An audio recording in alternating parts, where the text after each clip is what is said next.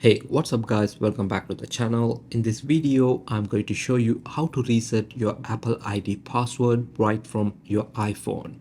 Let's get started. First, open the settings app on your iPhone's home screen. And once you're in there, tap on your name at the very top. That's your Apple ID banner with your name and photo. Now tap on sign in and security. From here, look for change password and tap on it. Your iPhone is going to verify with Face ID, and once that is done, it will ask you to set a new password. The good news is you don't need to know your old password to change it because you are already signed into your Apple ID on this device. Go ahead and type your new password, then retype to confirm it.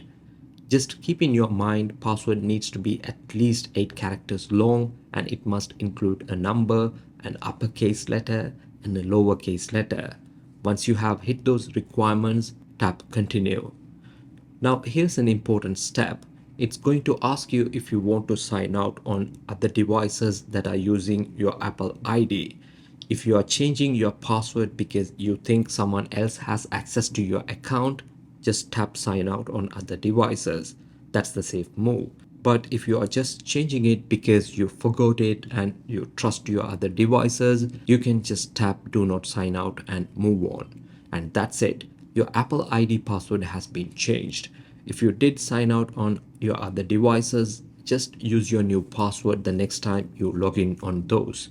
Hope that helped. If it did, hit that like button and drop any questions in the comments below, and subscribe to my channel if you'd like to see more videos on iPhone related contents.